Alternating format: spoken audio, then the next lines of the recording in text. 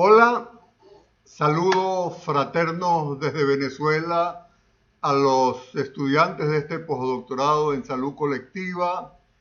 He aceptado con gusto la invitación que me hizo Pedro Villasana para compartir con ustedes en esta mañana el tema de la determinación social de la salud y los retos para transitar de la teoría a la práctica. Esta presentación tendrá tres propósitos fundamentales. En primer lugar, incorporar la categoría determinación social como eje central de la comprensión del origen y distribución desigual de la salud o enfermedad en la sociedad, en la población. En segundo lugar, identificar y comprender las diferencias entre determinación social y determinantes sociales, porque el pensamiento dominante reduce la determinación social como categoría explicativa a determinantes sociales aislados que terminan reducidos a factores de riesgo. Ese va a ser un elemento central de esta presentación. Y en tercer lugar, introducir las bases de una propuesta metodológica y de acción que incorpore la determinación social de la salud. Entre otras cosas, el centro entonces de esta presentación es cómo pasar de la teoría a la práctica, cómo hacer de la determinación social de la salud no solo una categoría explicativa, sino un elemento fundamental para el diseño de políticas públicas, para la acción sanitaria y sobre todo para la transformación de la realidad. Antes de comenzar la exposición, quiero presentarles algunos textos que son fundamentales para profundizar el estudio de la determinación social. Hay algunos textos antiguos como el de Naomar Almeida Filo y Juan Samaja, La ciencia tímida, ensayos de deconstrucción de la epidemiología, y el de Juan Samaja sobre epistemología de la salud. Hay un texto central que es muy importante de Jaime Breil, recientemente publicado en inglés y en español, que es este que está en el centro, Epidemiología Crítica y la Salud de los Pueblos. Allí buena parte de ese texto se dedica a presentar la nueva propuesta metodológica y a presentar ejemplos concretos de cómo ellos han ido avanzando en su aplicación. Y luego tenemos dos publicaciones de Claxo en las cuales yo he participado y que tratan justamente de convertir la determinación social en un camino para la acción y para el diseño de políticas públicas. Todas estas publicaciones las debe tener Pedro en digital. Yo las tengo y con mucho gusto las comparto con ustedes. Una publicación que se hizo en México, donde hay un artículo de Basile excelente sobre todo lo que es el pensamiento crítico en salud. Hay un pequeño artículo mío sobre epidemiología crítica en donde enfatizo la determinación social, y este otro artículo que es un intento de analizar con epidemiología crítica la pandemia de COVID que vivimos hace pocos años. Bueno, esta bibliografía es fundamental para complementar esta intervención que voy a comenzar a hacer. Comienzo entonces señalando que en el mundo en donde nosotros vivimos coexisten diversas formas de entender y de hacer salud. En primer lugar, hay una forma que domina el pensamiento, es el pensamiento hegemónico, el pensamiento dominante, que está centrado en la enfermedad, no en la salud, y que está centrado en la enfermedad como hecho biológico e individual. La clínica individual es su eje fundamental de estudio. Coloca la atención de esa enfermedad en el mercado y marginalmente en el sector público, y su centro de acción es el hospital. Ese modelo es el modelo biomédico, el modelo hegemónico, el modelo de la salud pública vertical, de la medicina biomédica, que es lo que se enseña en nuestras facultades de ciencias de la salud, que es lo que se enseña en los posgrados, que es lo que se practica en los ministerios. A esa concepción dominante nosotros queremos, desde el pensamiento crítico en salud y desde la salud colectiva, contraponer una visión centrada no en la enfermedad, sino en la salud. Y en la salud ya no como un estado estático, sino como un proceso dinámico, social e históricamente determinado. De allí deviene la categoría determinación social de la salud. Esta concepción contrahegemónica concibe a la salud como un proceso vital que forma parte de la vida, pero que además es un derecho que debe ser garantizado por el Estado con amplia participación social. Esta es la concepción de la medicina social, de la salud colectiva, que representa el pensamiento crítico en salud. Entonces, nosotros estamos en todos los espacios en donde nos movemos confrontándonos entre estas dos concepciones. La que domina y que generalmente domina los sitios donde trabajamos y donde ejercemos nuestra función sanitaria, y otra, la de la salud colectiva, que muchas veces la tenemos en la teoría, pero que no sabemos aterrizarla bien a la práctica, que es el centro de esta exposición. ¿Qué es la determinación social de la salud? Bueno, es una categoría fundamental del pensamiento crítico en salud, de la epidemiología crítica, y plantea que la salud y la enfermedad de la población, concebidas como proceso vital que forma parte de la vida, no son un proceso exclusivamente biológico, sino que son sobre todo un proceso social e históricamente determinado. En otras palabras, que las causas fundamentales de la mala salud están en la sociedad en la que vivimos, en la forma como nos reproducimos, como producimos, como consumimos. Pero ¿qué ha pasado con la determinación social? Bueno, la determinación social se ha hecho parte del discurso dominante, pero reducida a determinantes aislados. Hablamos no de determinación social, sino de determinantes aislados que son parte del discurso sanitario, pero que se han convertido reduccionistamente en los viejos factores de riesgo, y las políticas siguen centradas en la enfermedad. No nos podemos quedar en lo que se ve. Aplicamos acá la teoría del iceberg, en donde lo que se ve es pequeño y lo oculto es fundamental. Lo que se ve es lo biológico, lo singular, la enfermedad, sus manifestaciones, y lo más importante, que su determinación social permanece oculta.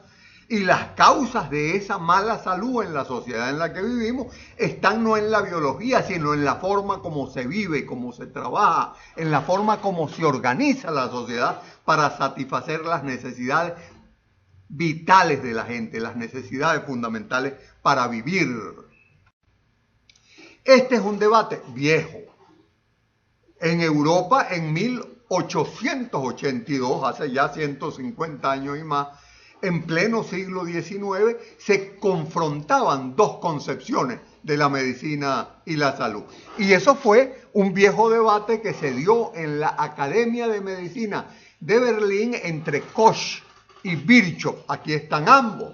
Koch, en esa época de 1882, un joven investigador, y Virchow, ya un poco más mayor, presidente de la Academia de Medicina de Berlín.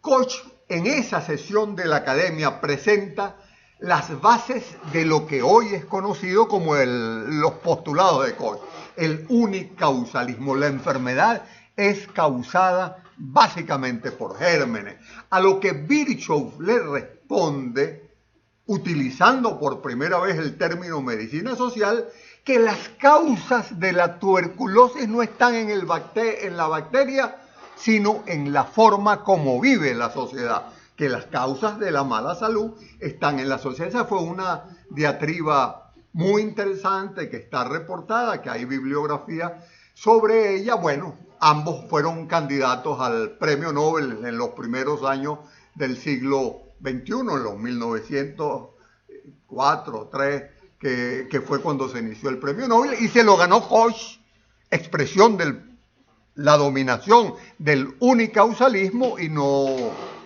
Virchow, que tenía la teoría más miasmática basada en las condiciones del ambiente y de la vida. Esta es una historia interesante que expresa esta diatriba entre el pensamiento unicausal y el pensamiento de la medicina social. En América Latina este pensamiento también se hizo presente. Uno de los primeros fue Chagas, como lo vamos a ver en la siguiente lámina, pero insisto en estos momentos en Salvador Allende. En Salvador Allende, no presidente de Chile, sino en 1939, un joven de 30 años, ministro de Salud de Chile, que escribe este libro, La realidad médico-social chilena, en donde plantea la determinación social de la salud y de la enfermedad.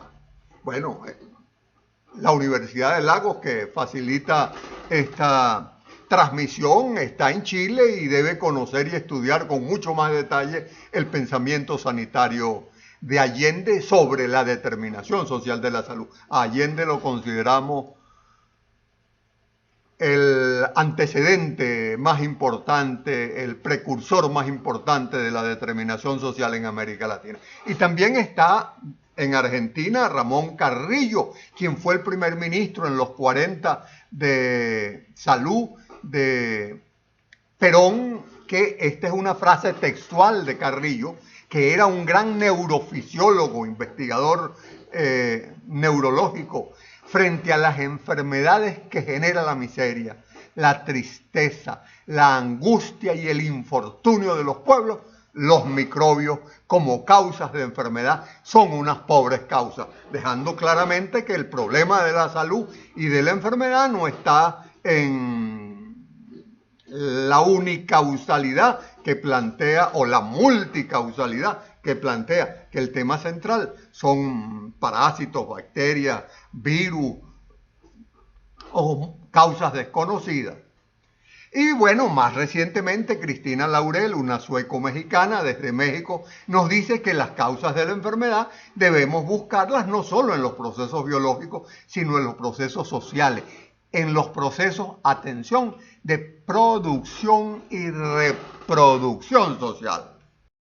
Mucho antes, Carlos Chagas, en 1919, que describe una enfermedad, la tripanosomiasis americana, que hoy se llama la enfermedad de Chagas, planteando que es causada por las malas políticas sanitarias y las míseras condiciones de vida. Vean esta frase de Chagas.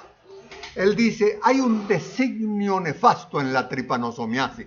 Cada estudio apunta hacia una población mal alimentada, que vive en malas condiciones, hacia un problema económico y social.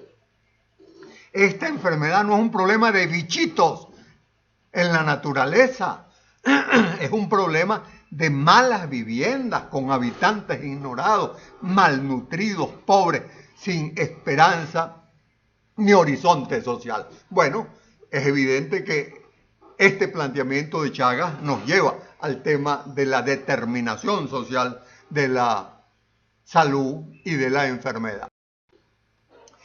Más recientemente, ¿qué es lo que vemos cuando vamos a una escuela de salud pública a estudiar salud pública? Bueno, vemos 4 grandes modelos explicativos. El primero, el de Lalonde de 1974, que viene de Canadá. Lalonde era un abogado canadiense que fue ministro de salud y que le tocó editar un texto muy importante que se llamaba La salud de los canadienses, donde se plantea que la salud está determinada por 4 grandes factores: la biología humana, el medio ambiente, los servicios de atención médica y los estilos de vida. Ese es el esquema que ustedes están viendo en estos momentos. Un esquema avanzado en el pensamiento dominante para los años 70, pero que aún no incorpora la categoría determinación social como lo habían hecho Allende, Carrillo o Chaga.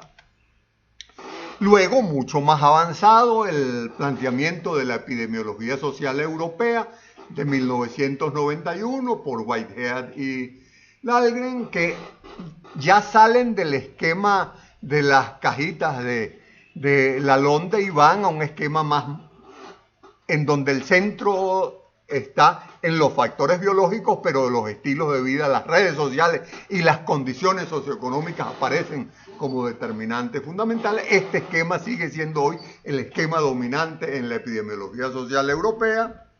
Luego viene todavía más avanzado en los 2000 el esquema de la Comisión de Determinantes Sociales de la OMS. Fíjense que se llamó la Comisión de Determinantes Sociales.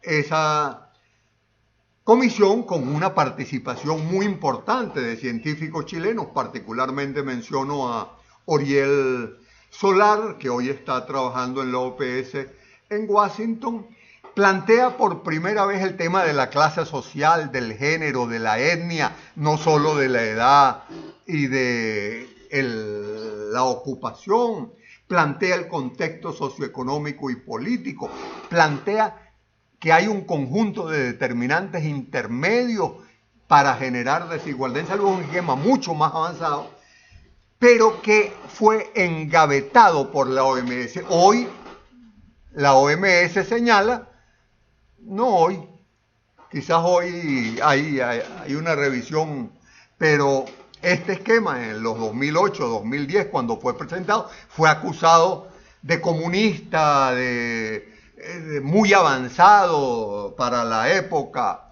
y fue engavetado. Más aún, la OMS en ese momento llegó a decir, esta es la opinión de la comisión, no de la OMS. Sobre ese tema, Joan Benach y Oriel Solar pudieran contar muchas cosas, no es lo que voy a hacer ahora, pero quiero decir que estos grandes esquemas, estos grandes tres esquemas fueron fundamentales. Estos modelos están centrados en los determinantes sociales, no en la determinación social, convertidos en concepto central hoy de la narrativa de la salud pública y de la epidemiología.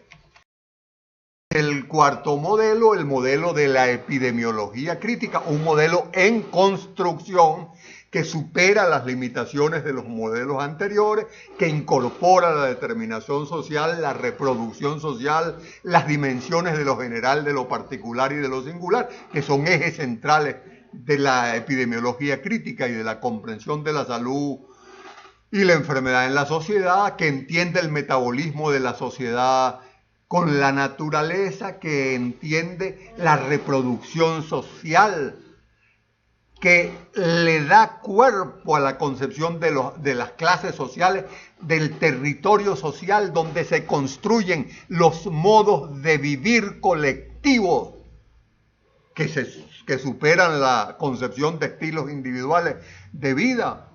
Y bueno, que plantea una acción integral transformadora. Esta lámina está tomada de textos de Jaime Breil y de Gonzalo Basile. Entonces ven cuatro grandes modelos explicativos sobre determinantes y determinación social. Es indispensable entonces diferenciar. A eso vamos en estos momentos. Segunda parte, segundo objetivo de esta presentación. Diferenciar el concepto determinantes sociales de la categoría determinación social. Y para hacerlo vamos a explicitar que el paradigma explicativo de la epidemiología clásica es la causalidad lineal. Aquí está. La salud incide en lo biológico, pero es una relación lineal donde lo social es externo a lo biológico. Y la referencia fundamental de este modelo explicativo unicausal son los fenómenos individuales, la enfermedad, rodeados desde afuera por las llamadas variables sociales o factores de riesgo. Esa linealidad la superamos con este modelo, que es el modelo de la determinación social, y que plantea como categoría fundamental para confrontar la unicausalidad o la multicausalidad, la subsunción. ¿Qué es la subsunción? El condicionamiento de un movimiento menos complejo por uno más complejo. No es una relación mecánica unidireccional como la que vimos en la lámina anterior, sino un movimiento dialéctico donde hay autonomía relativa. Entonces ya no está lo biológico por fuera de lo social, sino que lo biológico es parte de lo social y parte de la naturaleza. Eso es lo que se llama la subsunción de lo biológico en lo social, que es el eje central de la comprensión de la determinación social de la salud. Este es el eje de la categoría que permite explicar y comprender las desigualdades sociales, las desigualdades de la salud y de la enfermedad, pero que sobre todo puede permitir abrir un cauce transformador. ¿Qué ha pasado con la determinación social? Ya lo decíamos, permanece oculta, reducida a determinantes aislados que se han hecho parte del discurso sanitario oficial en todos los sitios, en todas las grandes reuniones. Se habla de determinantes sociales, pero esos determinantes sociales, como lo vamos a ver más adelante, quedan reducidos a los tradicionales factores de riesgo y las políticas públicas siguen centradas en la enfermedad y su tratamiento. Entonces es importante comprender esta diferencia entre determinación y determinantes para abordar las desigualdades y la producción desigual de la salud y la enfermedad en la población. Voy a tratar de explicarlo muy sencillamente. Los seres humanos, nosotros, tanto a nivel individual como a nivel colectivo, somos el resultado de la interacción de procesos diversos. Hay procesos biológicos y hay procesos sociales. Podemos imaginarlo en este engranaje que ustedes están viendo, donde lo azul es lo social, lo rojo es lo biológico. Son diferentes, pero no están aislados, están articulados. Estos procesos tienen vida propia, leyes especiales. La biología tiene sus leyes, lo social tiene sus leyes, pero están articulados. La producción social de la salud y de la enfermedad es un proceso complejo, ya vamos a ver qué es lo que queremos decir por complejidad, que está determinado por esa articulación, por esa interacción. Y esa interacción se expresa en la forma como se vive y cómo se trabaja, en los modos de vida, de producción y de consumo. Entonces, la determinación social de la salud plantea que el eje fundamental de la comprensión de la distribución de la salud en la sociedad está en comprender cómo se vive, cómo se trabaja, cuáles son los modos de vida colectivo, cuáles son los modos de producción y de consumo que permiten o no la satisfacción de las necesidades humanas fundamentales para la vida. Bueno, tomamos la definición de complejidad de Morin en español. Somos, dice él, al mismo tiempo seres físicos, biológicos, sociales, culturales, psíquicos y espirituales. La complejidad busca la articulación, la identidad y la diferencia de todos esos aspectos. Introduce la categoría de subsunción. Pedro, experto en estos temas de complejidad, él puede complementar mucho más esta sencilla expresión que yo les estoy dando. Pero, ¿qué ha pasado en la práctica? Bueno, en la práctica ese movimiento entre lo biológico y social lo detenemos. Aquí está. Ya no hay movimiento, es estático. Pero no solo lo detenemos, sino que ponemos cada una de las ruedas aparte. Lo social por un lado y lo biológico por otro lado. Pero no solo eso, sino que entonces recortamos los pequeños piñones de cada una de las ruedas, y esos piñones son los determinantes sociales a lo que queda reducida la determinación social. Entonces, los determinantes aislados son el ambiente, por un lado, el agua, por otro, el alimento, por otro, la vivienda, por otro, el trabajo, por otro. Y esos se convierten en variables y en los viejos factores de riesgo. Este es un estudio sobre determinación social de la salud que se hizo cuando yo estaba en el Organismo Andino de Salud en Perú. ¿Qué dijo ese estudio? Bueno, que el 50% de la población vive en condiciones de pobreza y desnutrición. Ese es uno de los piñones de la rueda. Que una tercera parte carece de acceso a agua potable y saneamiento básico. Ese es otro de los piñones de la rueda. Que hay mucho empleo informal, hoy más del 50% en nuestro continente. Que 20% de los menores trabajan. Que hay elevadas tasas de analfabetismo funcional y deserción escolar, que 27% de la población, quizás más en estos momentos, carece de acceso a servicios de salud. Y aquí están. Cada uno de ellos es uno de los piñones de esa rueda que fue estáticamente paralizada. Y obviamos y olvidamos la dimensión de lo general, el modelo civilizatorio que genera injusticias y desigualdades.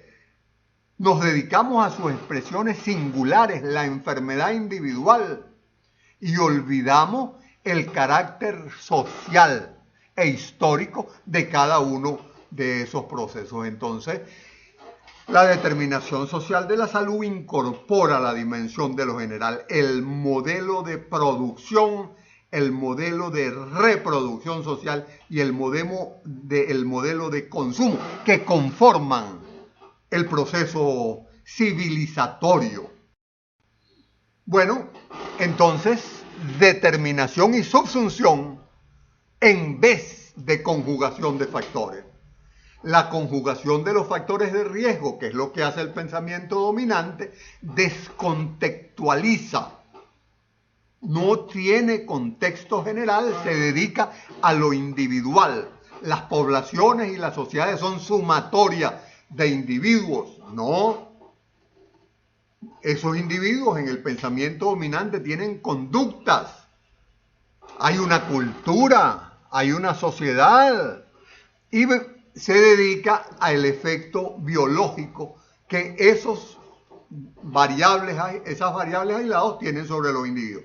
El problema metodológico central del pensamiento crítico y de la salud colectiva es cómo reemplazar esa conjunción externa y lineal de factores y de variables por el proceso de determinación y subsunción. Veámoslo. Entonces, la subsunción, decíamos, es el condicionamiento de movimientos menos complejos por movimientos más complejos. Aquí está el modelo causal de la epidemiología clásica, lo social externo a lo biológico. Aquí está el modelo de la subsunción, que es el de la determinación. Lo biológico parte de lo social y parte de la naturaleza. Ahí lo que llamamos la subsunción de lo biológico en lo social.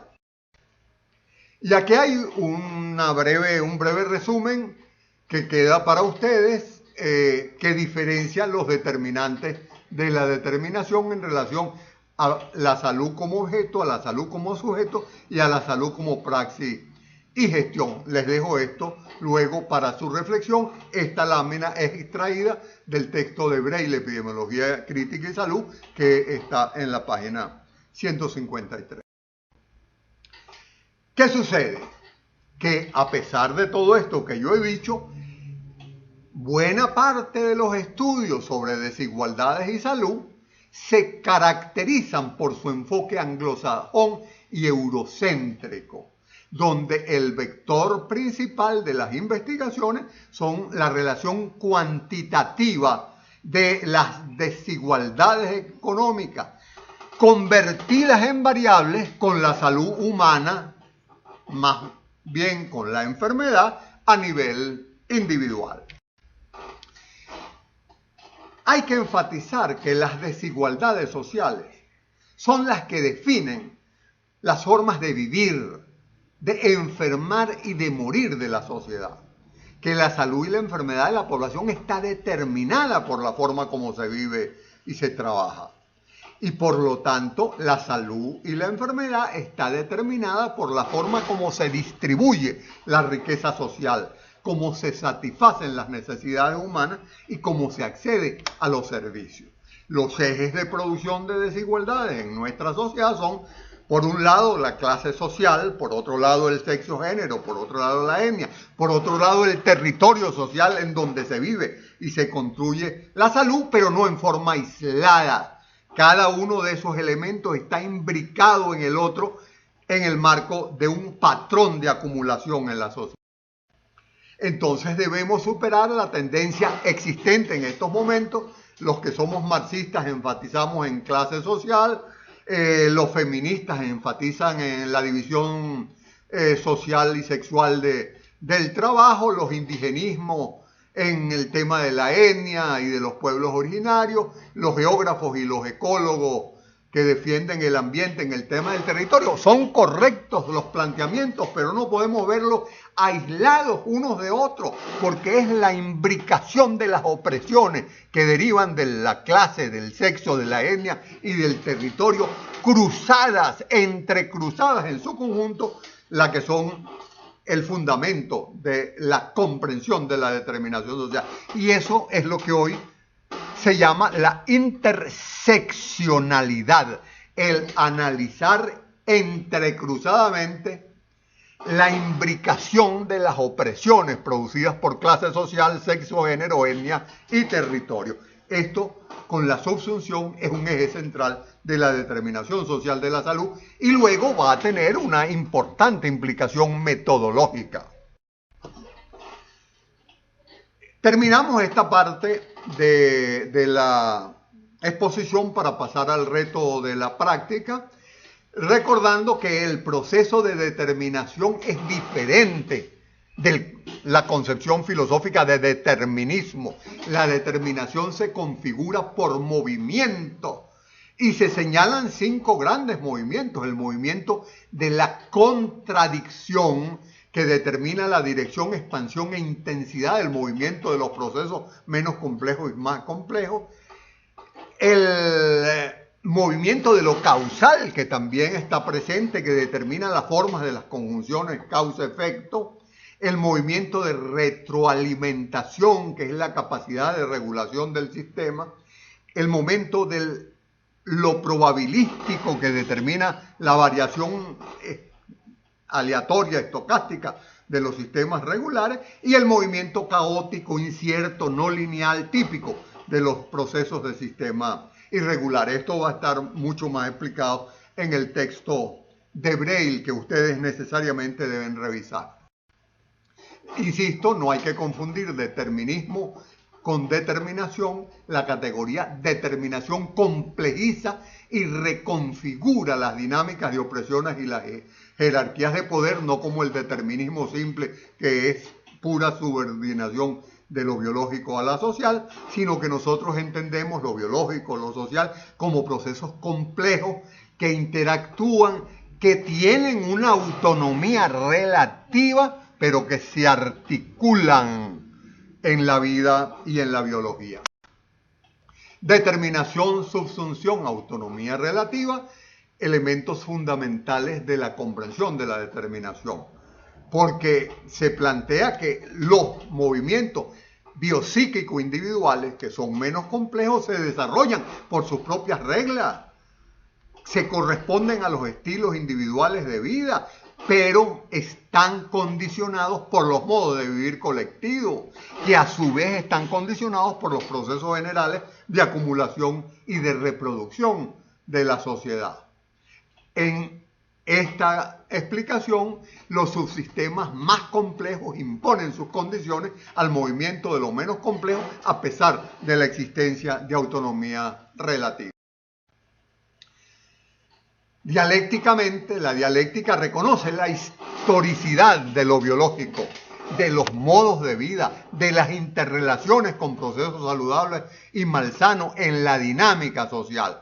Pero la clave que proponemos es superar el pensamiento biomédico, el carácter reduccionista, fragmentado e individual de la ciencia dominante e incorporar en los estudios sobre desigualdad la perspectiva de determinación social como categoría explicativa y analítica que permite abordar el tema de la producción desigual de la salud y la enfermedad en la sociedad.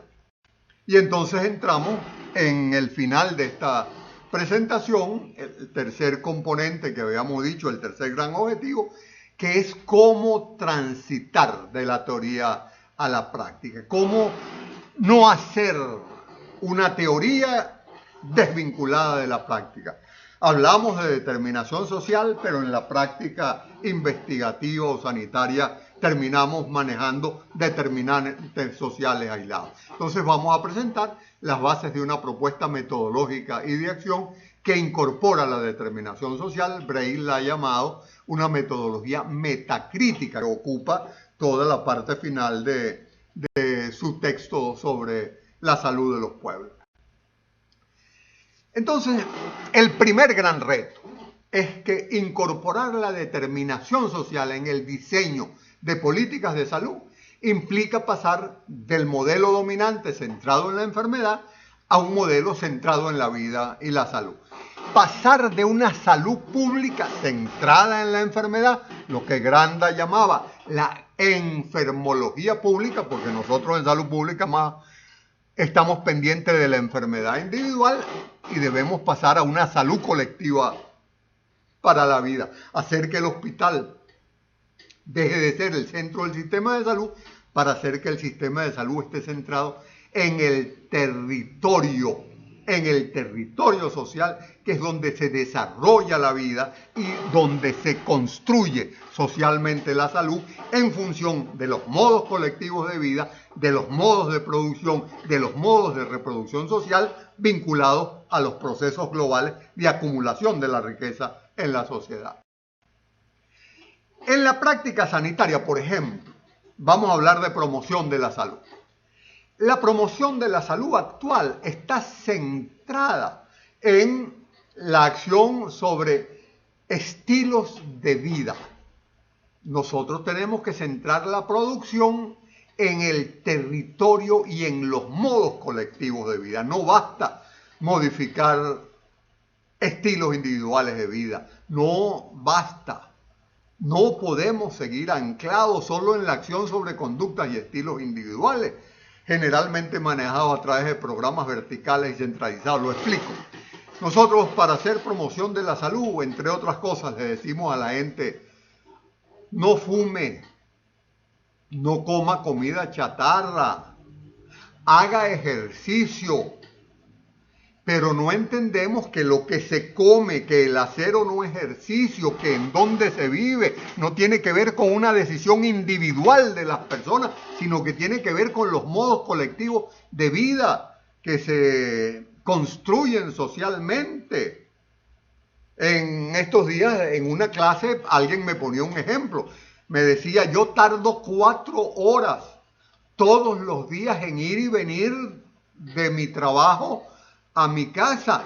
No es una decisión individual, yo no quisiera hacer eso, es una decisión que tiene que ver con la forma como yo vivo.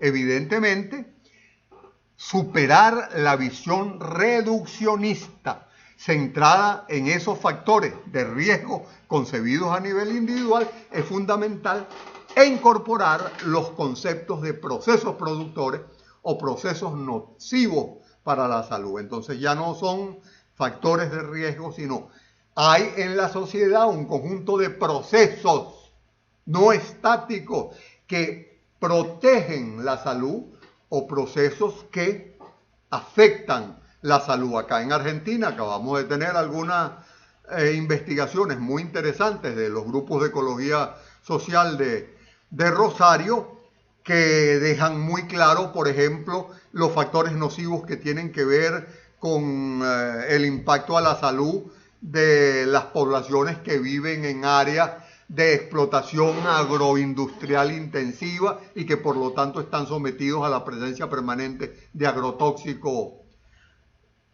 ya no concebido el agrotóxico como un factor de riesgo, sino como parte de un modelo civilizatorio que privilegia la producción para convertir la alimentación o la agricultura en mercancía. Ya no hay una agricultura para la vida, sino hay una agricultura o una agroindustria para los negocios. ¿Cuáles son las implicaciones prácticas de esta propuesta en la investigación? Bueno, nosotros debemos plantearnos cuando vamos a hacer una investigación, incorporar los ejes de producción desigualdades como nuevas categorías que superen las variables tradicionales. Y desde esa perspectiva tenemos que reflexionar sobre la forma como venimos pensando, como venimos actuando, como venimos investigando, como venimos enseñando.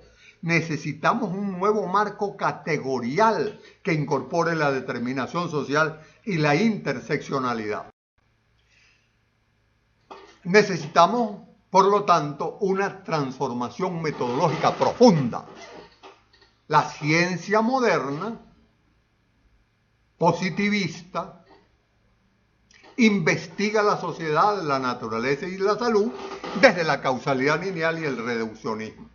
Y predominan los enfoques cuantitativos estadísticos o los enfoques cualitativos que se han hecho dominantes, pero también desde una perspectiva positivista. El nuevo marco epistemológico plantea una transformación fundamental del modelo de investigación y por lo tanto plantea una nueva metodología. Plantea transformar la estadística, transformar el manejo de la narrativa, plantea transformar la geografía y la ética, convirtiendo la estadística en metacrítica, la narrativa en intercultural, la geografía en política, incorporando los criterios de la economía política de la salud. Veamos cómo hacerlo. Braille en su texto plantea rupturas metodológicas técnicas para superar el reduccionismo. Hay que superar estos 6 grandes factores. Hay que superar la linealidad, hay que superar la causalidad y la conjunción de factores, hay que superar el relacionamiento externo y lineal, hay que superar la estadística cartesiana de inferencia y superar la geografía cartesiana. ¿Por qué la vamos a superar? La linealidad por la complejidad, la causalidad única por la determinación, el relacionamiento externo y lineal por la subsunción, la estadística cartesiana por la estadística metacrítica y la geografía cartesiana por la geografía crítica. Veamos cómo se expresa esto en una propuesta de investigación. Esto es lo que Braille llama una propuesta de investigación metacrítica. Él plantea 6 grandes pasos en un proceso de investigación. Primero, la construcción participativa de la problemática de investigación. En la investigación positivista planteamos que uno de los centros fundamentales de la investigación es el diseño de la pregunta de investigación. Bueno, eso tiene que hacerse colectivamente, donde participan no solo los investigadores, sino los investigados, porque ya se rompe con la división sujeto-objeto. Un segundo componente fundamental es la elaboración y selección de los instrumentos de observación. No podemos quedarnos en los instrumentos tradicionales de observación, hay que ser creativo. Hay muchos ejemplos de elaboración de instrumentos de observación que complejizan, que triangulan la realidad. Bueno, en tercer lugar, hay que sistematizar la matriz de evidencia en donde vamos a colocar toda la información que obtenemos de la observación de los fenómenos. Esa sistematización tiene que hacerse, en un cuarto lugar, ordenada, integrando nodalmente las evidencias cuantitativas con lo que llama Braille una metanarrativa y una metainferencia, para de allí pasar al análisis con una integración dialéctica multidimensional de las dimensiones de lo general, de lo particular y de la individual, uno de los elementos centrales de esta propuesta metodológica es incorporar la dimensión de lo general, la dimensión de lo particular y la dimensión de lo singular. Bueno, y todo esto se expresa en una integración dialéctica y metacrítica del análisis.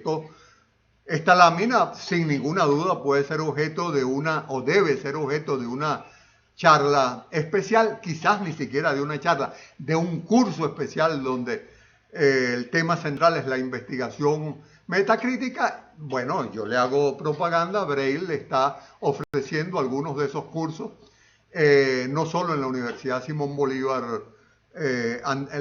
Andina Simón Bolívar en Ecuador, sino que, bueno, está en contacto, ustedes pueden contactarlo y eventualmente, ya sea virtual o presencialmente, organizar un curso con estas características. Terminamos esta presentación enfatizando lo que decíamos al principio. Uno de los retos fundamentales del pensamiento crítico y de la salud colectiva es explicar la ocurrencia y la distribución desigual de la salud y enfermedad en la población. Pero esa comprensión debe contribuir a superar y transformar las limitaciones de la realidad. Y eso lo vamos a hacer solo construyendo un nuevo marco categorial que nos permita comprender y transformar la realidad. Esos son los elementos centrales de esta comprensión: la determinación social, la subsunción para actuar transformadoramente sobre la sociedad. Bueno, muchísimas gracias a todas y todos ustedes por esta oportunidad de compartir. Yo entiendo que este es un proceso de reflexión que se genera a partir del doctorado. Yo lo que he hecho es proporcionar algunos insumos para esa reflexión, para ese debate necesario, para esa discusión. Y en el caso de que yo pueda estar presencialmente, porque fíjense, yo grabé esta presentación porque en Venezuela, donde vimos, estamos sufriendo recortes de electricidad y de internet inesperados, no planificados, que previendo que el sábado 31, que corresponde esta clase, no pudiera hacerlo presencialmente. Así que esta presentación la presenté con una semana de anterioridad, se la entregué a Pedro, está colgada en mi canal de YouTube para que no solo ustedes, sino cualquier otro pueda verla, y yo quedo a la orden de ustedes, a la disposición de ustedes para ser parte de esta reflexión colectiva y de esta construcción colectiva. Muchísimas gracias. Gracias, Pedro.